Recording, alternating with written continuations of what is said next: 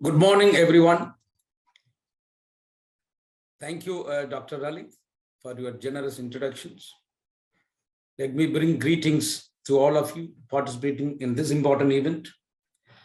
I'm immensely thankful to the leadership of Council on Social Work Education, USA, for inviting me to deliver the 16th Hokenstad International Lecture 2022. Yes, as Dr. Lalit said, it is I could make it to be physically present, but the technology has helped us to remain connected.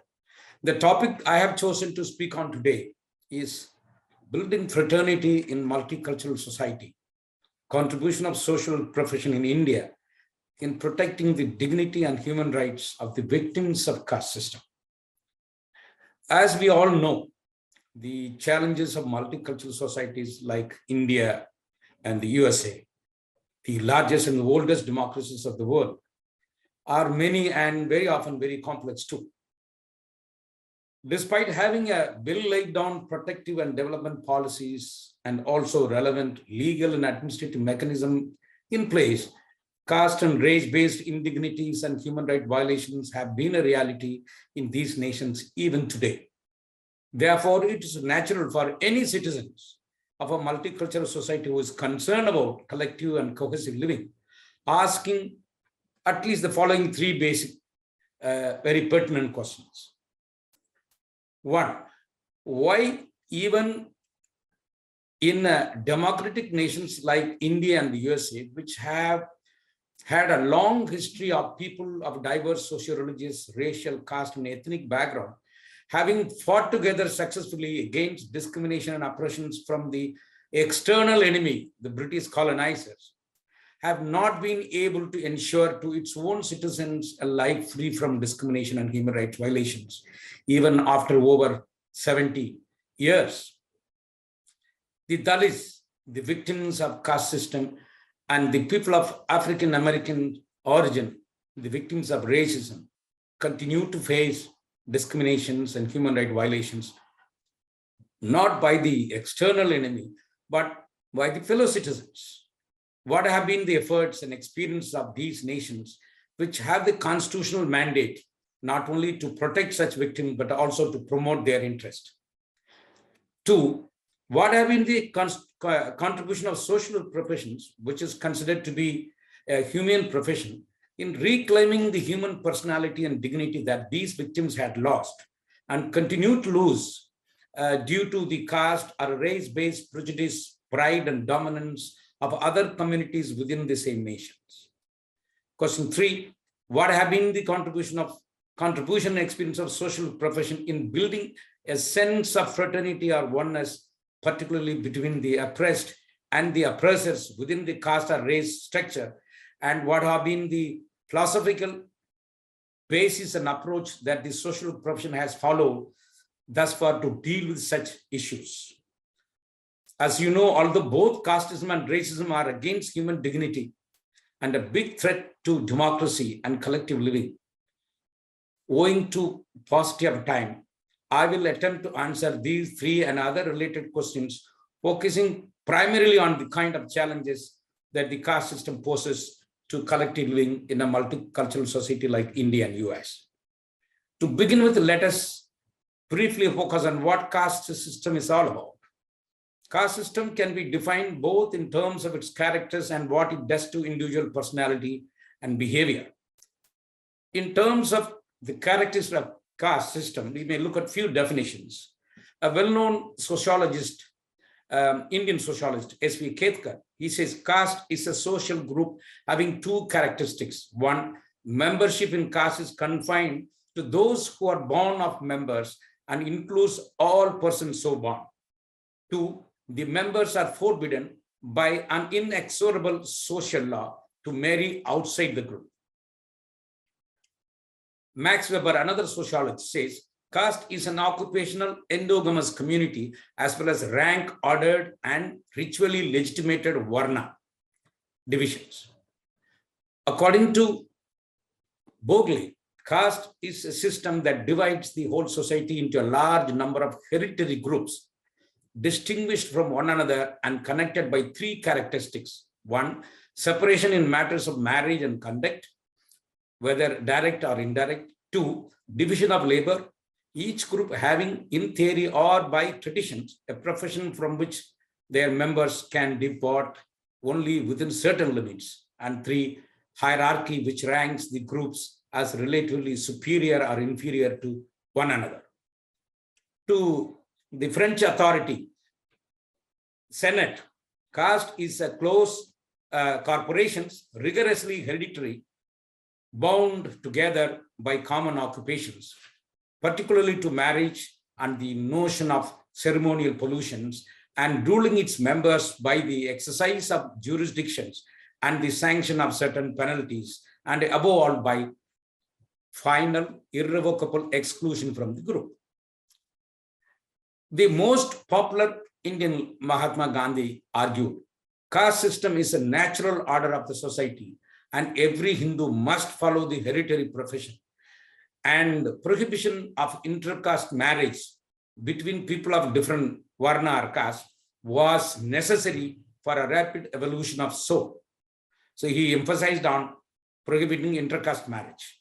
He further asserted that caste means predetermination of man's profession. Caste implies that a man must practice only the profession of his ancestors for his livelihood. To Dr. B.R. Ambedkar, the principal architect of the Indian constitutions, who secured his MA and PhD from the Columbia University, one who did a thorough research on the caste question. He says, caste in India means an artificial chopping off of the population into fixed and definite units, each one prevented from fusing into another through the custom of endogamy, which means you have to marry only within your own caste. Endogamy is the only characteristic that is peculiar to caste. In the final analysis, creation of caste, so far as India is concerned, means the superposition of endogamy over exogamy. He further says, a caste is an enclosed class. Caste does not mean division of labor, but division of laborers. We may just focus a little on what caste does to individuals' mind. Again, Ambedkar says, the gradation of caste in India, founded as it is in theology, forms an ascending scale of reverence and a descending scale of contempt. The effects of this gradation is to create in the minds of the lower order a preference for the members of the higher, and in the minds of the higher order, a repulsion for the members of the lower order. The working of such psychology is bound to be disastrous for the depressed classes in their struggle for political power or freedom. Now, anybody would look at it, why there is reverence towards certain caste and repulsion towards certain other caste. The answer lies in what the sociologists call the Brahmanic theory of caste system. According to the Brahmanic theory, which is given in a scripture called Manusmriti, which later on came to be known as Hindu Code of Conduct. According to this theory, caste is a divine creation of the created God Brahma, who created 4 distinct classes of people, namely Brahmins, Kshatriya, Vaishya, and Shudra, from 4 different parts of his body in a hierarchical order. The God created the Brahmin from his mouth, the purest part of his body, to be the priestly and intellectual class of the universe. Below the Brahmins, the God created the Kshatriya from his arms to be the warrior class. Below the Kshatriya, the Vaishya from his thighs to be the provider or a trader class. And finally, the Shudra from his feet below the Vaishya to be the peasant and laboring class. The God further declared that no members of a caste can disassociate from the duties assigned to him, nor can he engage in duties assigned to member of any other caste. Such an act is declared a violation of the God-assigned duties and thus punishable under the Manu's Code of Conduct. Now, with this powerful verdict from the God, from the Code of Conduct given by a Hindu saint called Manusmriti, what is the status given to the Brahmins who occupy the top of the caste pyramid And what is the status given to the Shudra who are at the bottom of the caste pyramid? Let us see what is the status given. According to Manu, a Brahmin is entitled to whatever exists in the world. In fact, the whole world is property and others live on its charity.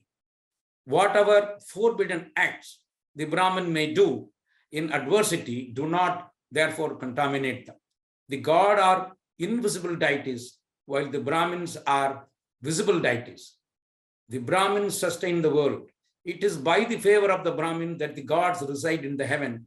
A speech uttered by the Brahmin, whether a curse or a benediction, never fails to come true. What the Brahmin pronounce when highly pleased, if they pronounce sons, a cattle, a wealth, or some other boon to a man, the God will ratify.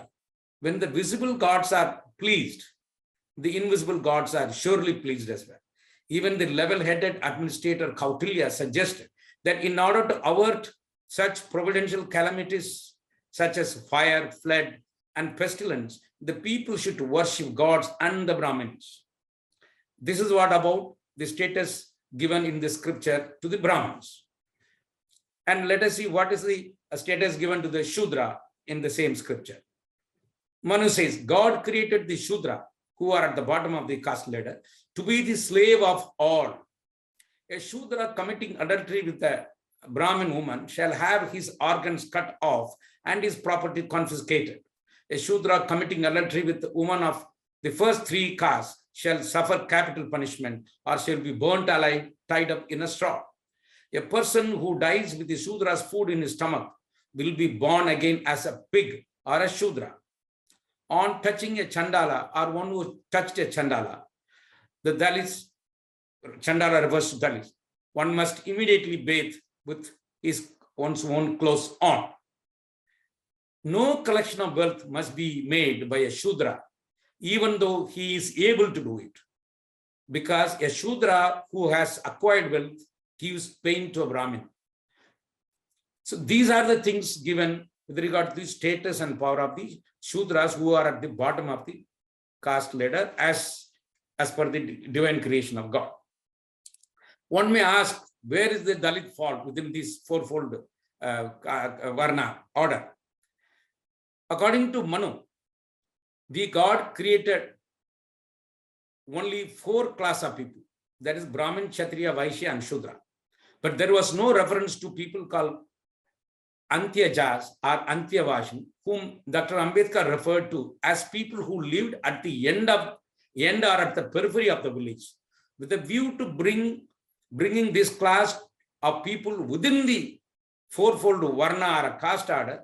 Manu interpreted them as Chandalas or illegitimate children born to Shudra males and Brahmin females, and as Adishudras, meaning people below the Shudras, and as Panchamas or people of 5th Varna. And Manu condemned them all as people unworthy of social intercourse with numerous inhuman punishments and restrictions. For example, he declared, the dwelling of the Chandalas, the Dalits, shall be outside the village. They must be made on a tin sheet, and their wealth shall be dogs and donkeys. Now, you may say, this is one scripture which says, there are many who say that why you still hold on to Manu. There are many other scriptures which came post Manu, Vritti. Unfortunately, going by the practice in the rural areas, everybody seems to be doing what Manu has prescribed. There are very powerful interpretations which came in the latest scripture like Bhagavad Gita, but unfortunately no one follows. For example, another very well-known Hindu saint, Swami Vivekananda, he said he was against such prescription of Manu. He said, caste is nothing but a state of mind in a given time, which may vary from time to time depending on the kind of activity one is engaged in.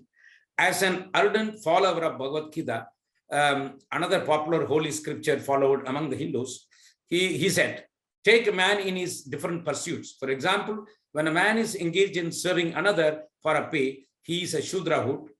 When he is busy transacting some piece of business for a profit on his own account, he is a Vaishya. when he fights to right the wrongs, then the qualities of a Kshatriya comes out in him. And when he meditates on God and passes his time in conversations about him, then he's a Brahmana.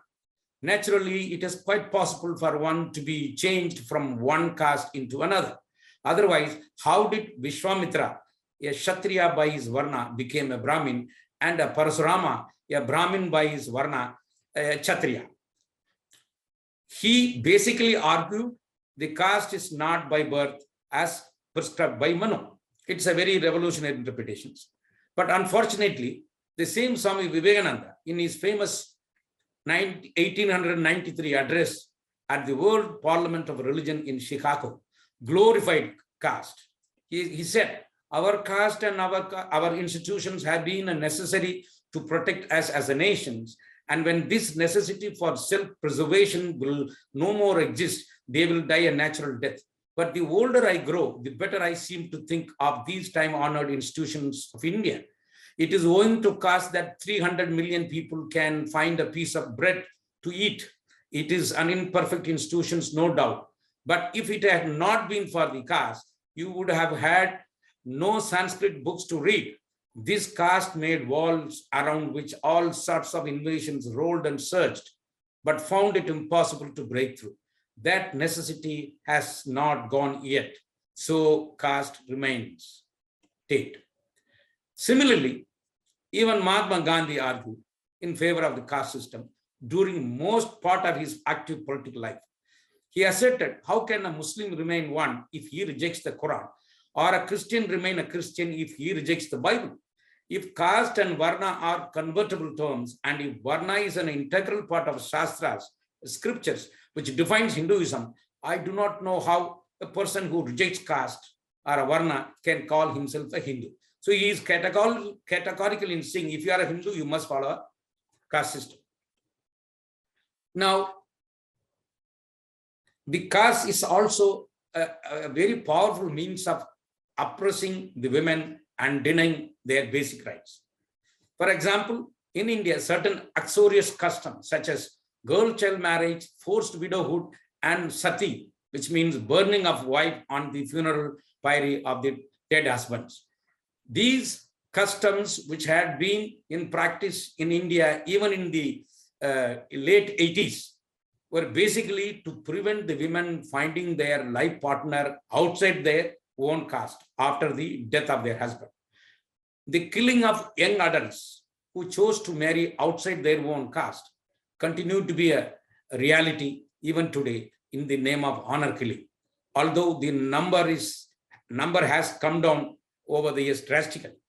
So the practice like sati, forced widowhood, girl child's marriage, all became a reality in this country because they wanted to prevent the women finding their partner outside their own caste. So given the very, very harmful impact of caste, there are people who took anti-caste positions.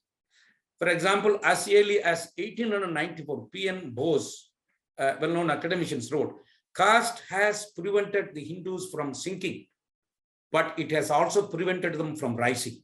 While other societies have moved forward in the path of progress, Hindu society, by remaining stationary, has been left behind. And this stationariness is largely due to the institution of caste. Caste has preserved order, but has at the same time hindered progress.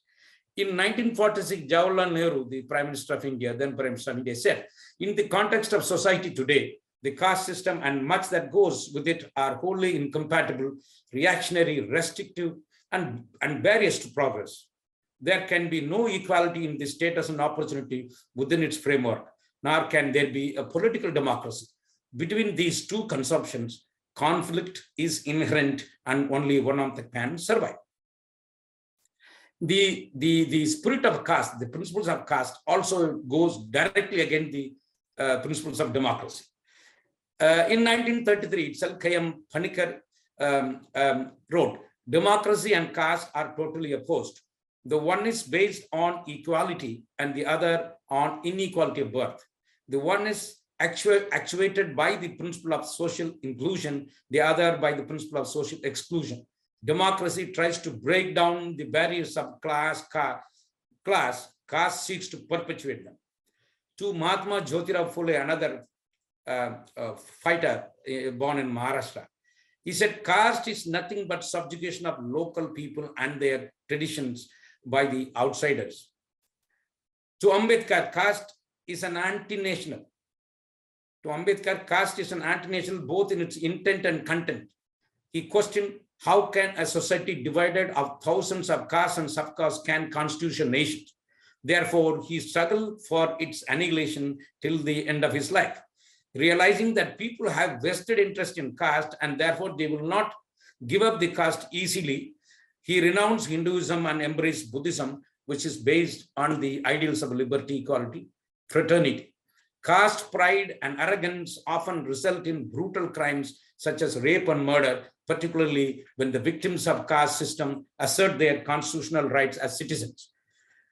Caste denies the Dalits, women and their intersections, even the basic rights of liberty, equality, and right to education, wealth, and political power. So what to do with the caste system? Logical question comes. The challenges that the caste system poses to the society in general and to the noble project of nation building and making social democracy a way of life in India are so alarming that it demands immediate intervention of the state and the social profession, which is said to be committed to social justice. The problem of caste cannot be left to the mercy of any individual or any divine power to deal with it, because the effect of any change in a society is so complex and so highly organized. A tremendous force is needed. And where is that force? It might be thought of individuals might get over these notions of their own accord and remove the evil, but the idea would prove fallacious.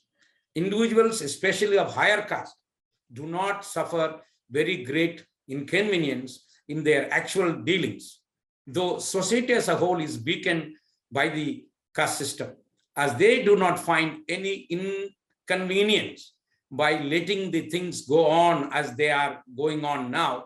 They have no inclinations. The upper caste have no inclination to work in the opposite directions and get into trouble. When the individuals cannot remove an evil like caste, it is the duty of the community or the government to do it. This is the position of the sociologist Caste. He further said, the government of India does not care to reform society, not because it is not interested, because it is afraid that its intention may be misunderstood. It has therefore determined on a policy of letting society alone deal with this issue. This is the observation by Ketkar. The government does not take seriously the task of reforming society, as it may affect the religious sentiment of the Hindu majority, whose votes are necessary to corner and sustain political power. So any attempt to deal with the caste question is going to bring a revolt, because the Hindus constitute the majority in terms of numerical strength. Having no other options, the Dalits, facing immense amount of brutalities and subjugations and untouchability and indignities, some of them resort to conversion. The victims of caste system are left with no option but to bear with the caste-based indignities and violence meted out to them, with a false hope that in the next birth they will be born as a Brahmin, or that is the karma theory says, or to renounce Hinduism and embrace a religion that does not recognize caste and there is equality and liberty in its theology. While some Dalits embraced Christianity, others embraced other religions such as Buddhism, Sikhism, and Islam. But their problem of caste discrimination and caste-based atrocities still persist in varying degrees and forms. It is primarily because those converted to these non-caste religions also include a sizable percentage of upper caste people who continue to hold on to their deep-rooted caste prejudices. As a result, the converts face caste discrimination by the upper caste of not only the religion they renounce, but also the religion they newly embraced. So they face a kind of oppression and discrimination on both the sides. What is the constitutional mandate to deal with the caste questions. After independence, India's got a constitution of its own, and Dr. Ambedkar, being the principal architect of the constitution, could lay down a number of protective provisions for the upliftment of the oppressed communities like the Dalits, Adivasis. The idealism of caste, however, the idealism of caste and the idealism of constitution do not go together. The idealism of caste is called Brahmanism. Brahmanism is nothing but a total segregation of people as relatively inferior and superior to one another, and maintaining a social distance across caste in all walks of life from birth to death in the name of God and karma. The idealism of constitution lies in three universal ideals such as liberty, equality, and fraternity. According to Article 38 of the Indian Constitution, the state shall strive to promote the welfare of the people by securing and protecting as effectively as it may a social order in which justice, social, economic, and political shall inform all the institutions of national life. The state shall in particular strive to minimize the inequalities in income and endeavor to eliminate inequalities in status, facilities, and opportunities, not only amongst individuals, but also amongst groups of people residing in different areas or engaged in different vocations. It's clearly the spirit of constitution go directly against the spirit of the caste system. And to realize these overarching situations, the constitutions are laid down certain special constitutional provisions. Education was denied to those at the bottom of the caste ladder, the Dalits of the scheduled caste. The constitution recognizes them as scheduled caste, although the people themselves call themselves as Dalits. Under the constitution, Article 15.4, education is guaranteed.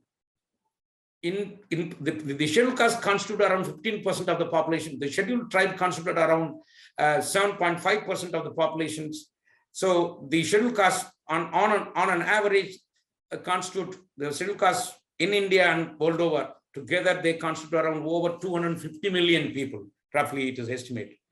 So since their population in India is around 15%, they are entitled to get admission in education institution to the tune of 15%. 15% of any admission process is reserved for the scheduled caste student. Similarly, 15% of the government jobs is to be reserved for the scheduled caste under Article 16.4. Similarly, there are special provisions and concessions given to the scheduled caste for the economic upliftment under Article 46. Then, considering the fact that the scheduled caste face immense amounts of untouchability and atrocities, under article prohibits untouchability, and in order to realize the spirit of these laws, two special laws have been introduced. One is the Protection of Civil Rights Act, which was passed in 1955, and the Scheduled Caste and Scheduled Tribes Prevention of Atrocities Act 1989. These laws were passed basically to protect them from injustice and exploitations committed against them by the non-scheduled caste people. Now, however, some of those Dalits who converted to religion other than Hinduism, for example, the people who converted to Sikhism, they were denied these special protections, but they were considered for these special provisions and concession in 1956. Then the scheduled caste who converted to Buddhism, the Dalits who converted Buddhism, they were considered special protection and concession only in 1990. Those who converted to Islam and Christianity, they have not been protected under these provisions because they say Christianity and Islam is not an Indic religion, whereas Buddhism, Sikhism, and other religions are Indic religions, so they are entitled to constitutional provisions. Now, so there is a mechanism in place. There are special commissions at the national level, at the state level, to oversee the functioning of these provisions. Yet, the situation is not improved to the desired extent. For example, with regard to education, the gap between the Dalits and others in the literacy level has come down drastically, very encouragingly. but the dropout rate continues to increase as the Dalit students move up in the education level. That is a concern. Then there are incidents of Dalit students committing suicide in institutions of higher learning like IITs and medical colleges, universities, due to caste discrimination and work pressures. With regard to employment, there is the quota is fulfilled to a large extent, but at the higher level, a position like a deputy secretary, joint secretary in a bureaucratic setting, most positions remain vacant and they have not fulfilled. Very shockingly, the elite academic institution like IITs and other professional institutions, most of the faculty positions remain vacant. Most of the faculty positions meant for scheduled caste being occupied by the Brahmins and other upper caste. However, my Tata Institute of Social Science is different. We have not only been able to fulfill the quota, but the SC/ST students and teachers are also been able to get selected in a general quota. So that also has a history of a struggle within the institutions. There is hardly any representation in judiciary. And despite special laws, there is crime rate going up, especially the brutal crime like rape and murder is on the increase. According to Crimes in India report 2021, the total number of incidents of crimes committed against the scheduled caste were 45,961 in 2019, 50,291 in 2020, and about 50,900 in 2021. If we include the total number of people who faced atrocity in each of these incidents, the number would be much higher, much alarming. Caste-based atrocities is ever on the rise. One may also should note that all the caste crimes do not get reported for various reasons. Most of the crimes against Dalits go unreported, since hoping to punish the dominant caste accused through the existing legal system in itself is a very scary, intimidating, and a costly affair for the powerless Dalits in rural India. Studies have proved that there is caste prejudice in the entire justice delivery system at various levels. As a result, most of the cases tried in the court of law end in acquittal, and the conviction rate is very, very meager. Therefore, Dalits have no option but to recall what Gandhi once said. He said, religious persecution is not a thing of today. It is as ancient as religion itself. It tries to and purifies the persecuted who prove themselves staunch in their faith.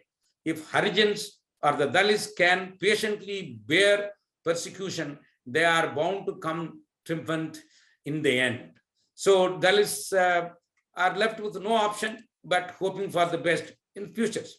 Now with this scenario, what can be the contribution of social work profession in India?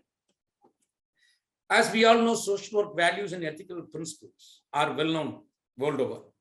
Roughly, these include service, social justice, dignity, and worth of the persons, importance of human relationship, integrity, and competence.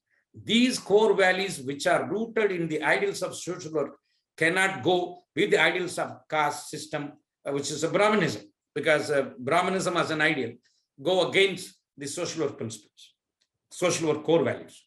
So these two cannot go together. Unfortunately, the social work professions and the social profession in India are still seems to be largely under the influence of Brahmanism. And they seem to have internalized neither the ideals of the Indian constitution nor the ideals of social professions. Therefore, the ideals of Brahmanism and the ideals of social profession can travel only in the opposite directions. So they cannot complement each other. So the problem remains largely unattended, untouched. Going by the experience of many Dalit students and teachers in social work institutions in India, the following conclusions obviously emerge. One, there is caste prejudice in almost every social work setting.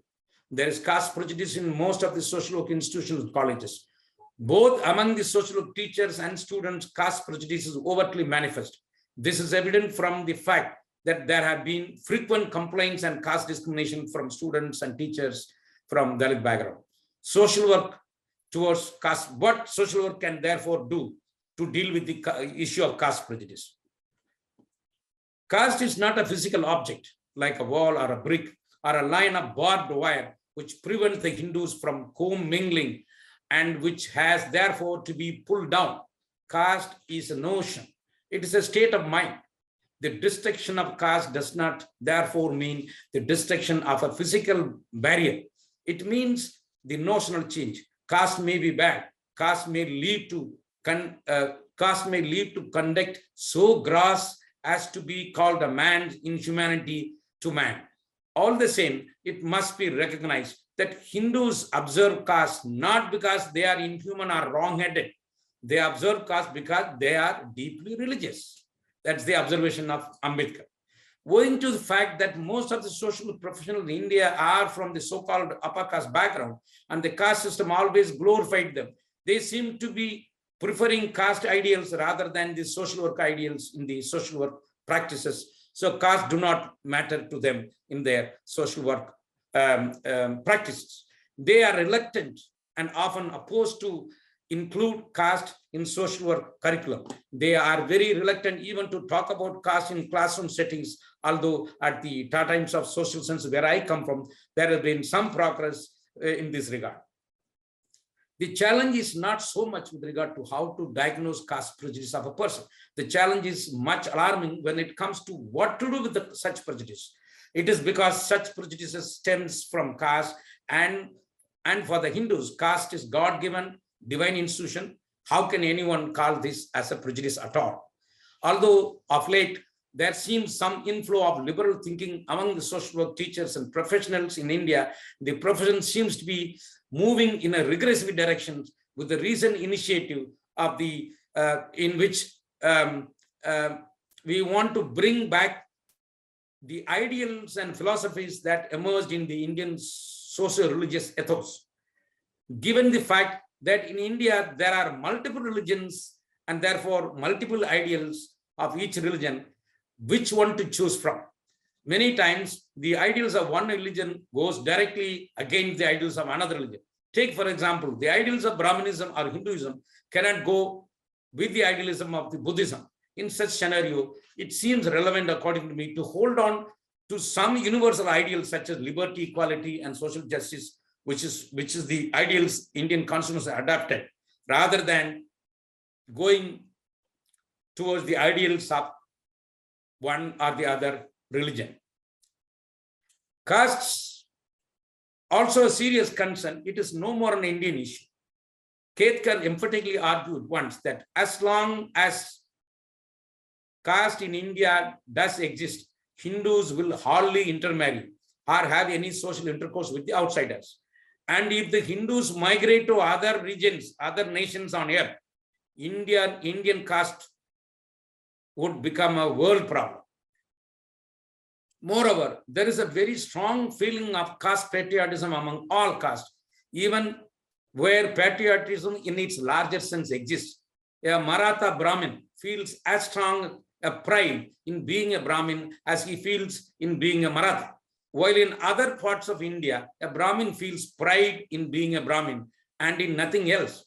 How to simplify these social relations is the problem for all of us to solve. Ketkar's observations. Ambedkar says caste problem is a vast one, both theoretically and practically. Practically, it is an institution that portends tremendous consequences. It is a local problem, but one capable of much wider niches. Since caste is deeply rooted in religion, any revolt or effort to end caste-based human rights violations would be immediately misconstrued as an attempt against Hinduism. In such a scenario, neither the government nor a social profession would dare taking a critical position on the caste questions. The ideal remedy, therefore, lies in helping people to value each other as human beings, irrespective of differences in their identity. Social work profession, I have certain concluding remarks I like to make. That since it is deeply religious, rooted in religion, caste, so anything you want to do with the caste system will be immediately taken as an attempt against Hindus, and which may have larger implications, political implications. And therefore, social work profession have no option but to see how people who suffer from prejudice can be helped to come out of the prejudice. In this regard, I have listed a few points for your consideration. I'll take another 3 minutes to conclude. The social council and social constitutions, institutions in countries where there is increasing Hindu population, and there are evidences and possibilities of caste-based discrimination affecting the fabric of collective living, can very well undertake the noble project of making people realize that all human beings are born free and equal in dignity and rights. They are endowed with reason and conscience and should act towards one another in a spirit of brotherhood as declared in our human rights. Such nations, with the help of SWC and social work institutions, can undertake a project of building fraternity among all citizens, transcending caste, color, race, religion, and ethnicity-based differences by way of formulating suitable social work curriculum, creative pedagogy, and devising an alternative social work methods rather than being satisfied with the existing casework group or community organization and so on. More especially, the social institutions across the world should seriously consider evolving suitable methods and means of helping people to come out of caste and other forms of prejudice that they suffer from, and failing which it will certainly hamper the democratic functioning of those nations. The Social Council in India, and the US should seriously think of evolving a suitable pedagogy of the oppressor. We have been talking about in all social action teaching, we always teach pedagogy of the oppressed. Why not thinking of pedagogy of the oppressor? Conscientizing both the oppressed and the oppressor is necessary to help them realize their worth and the goodness and humanness in both. The project of empowering the powerless oppressed to fight against the powerful oppressor is based on the assumption that only the oppressed is responsible for their oppression, and there is absolutely nothing wrong with the oppressors. Therefore, the social profession should evolve suitable ways and means to work more closely with the oppressor, and by evolving a suitable pedagogy of the oppressor. The social curriculum world over is filled with an overdose of idealism emerged in religion. A time has come for all of us to move away, maybe gradually, from relying on speculative philosophies and ideals rooted in religions for our complex problem, to rely on conclusion drawn on the basis of objectively assessed and verified truth, and those emerge in the lived subjective experience of people concerned. The caution given by the noted sociologist Caste that as the Hindus migrate to other nations, the caste problem may become a world problem cannot be ignored. In countries like UK, USA, there have been already several incidents of caste discrimination.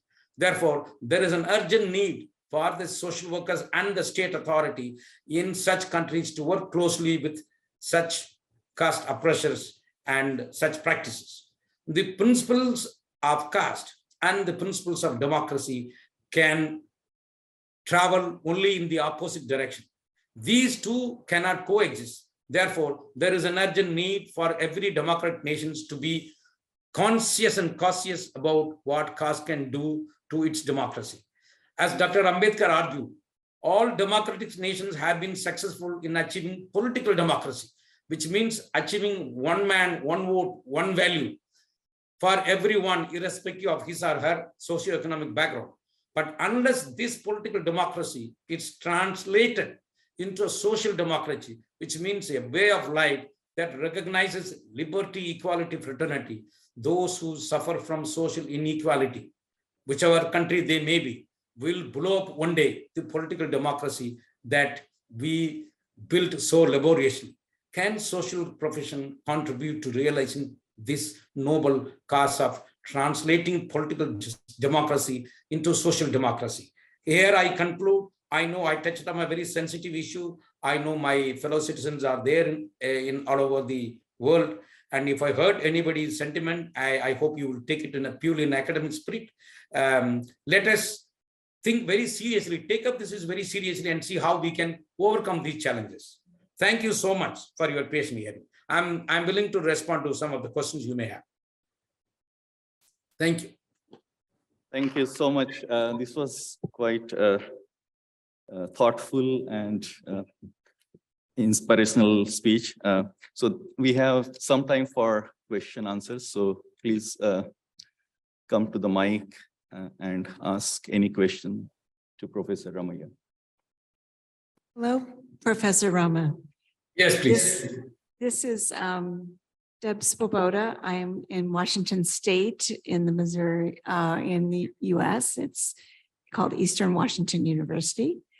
And what I've heard, something that's kind of a dialogue in the US, I was interested in your thoughts, is the caste system of how it's come to the US, what's happening for employees in certain companies and who come here from India, and particularly the tech industry and some of the other industries in which engineering and others, and the caste system has followed them to the US.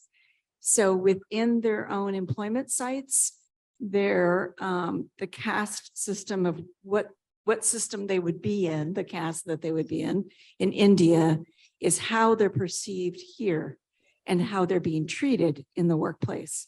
So I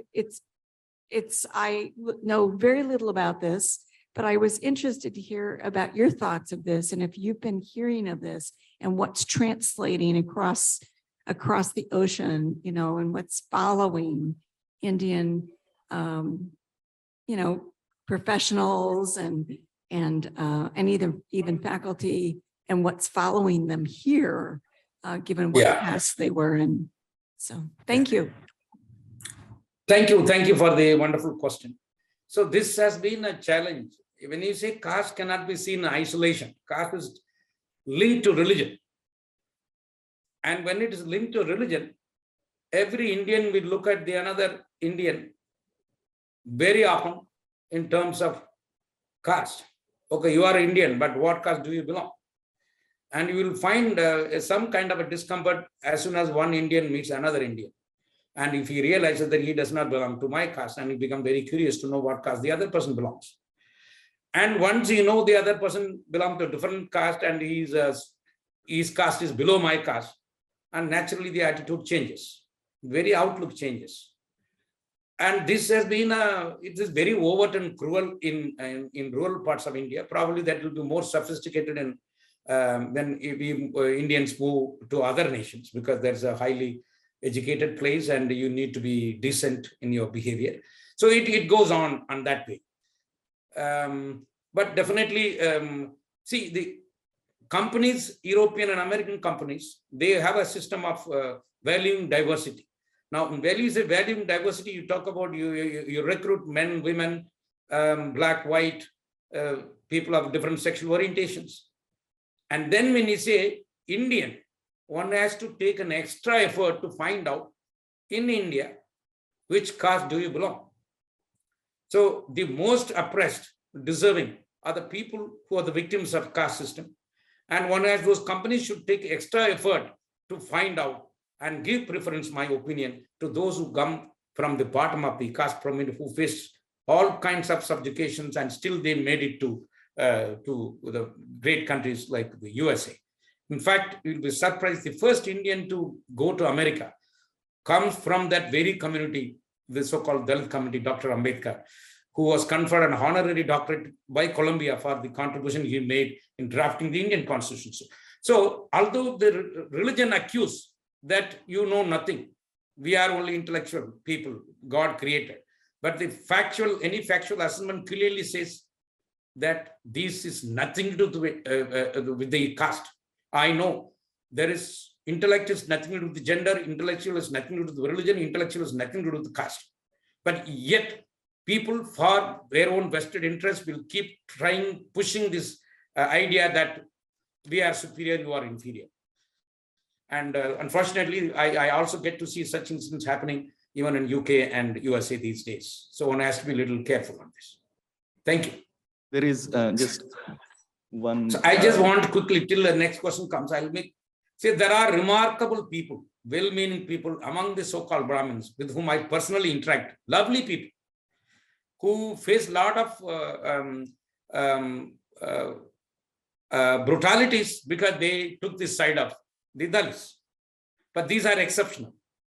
So being a Brahmin, one cannot say all Brahmins are bad. By being Dalits, one cannot say all Dalits are good. No. There are exceptional people always. And the caste prejudice is so deep-rooted. Even among Dalits, Dalit is not one homogeneous category. There is hierarchy even among Dalits. They are also mutually exclusive. They practice untouchability. Because that is why I'm saying caste is a virus. It is a disease, deadly disease. We can treat cancer, you cannot but treat the virus of caste. Thank you so much, Professor Ramaiah. I'll request Golam to conclude. Thank you.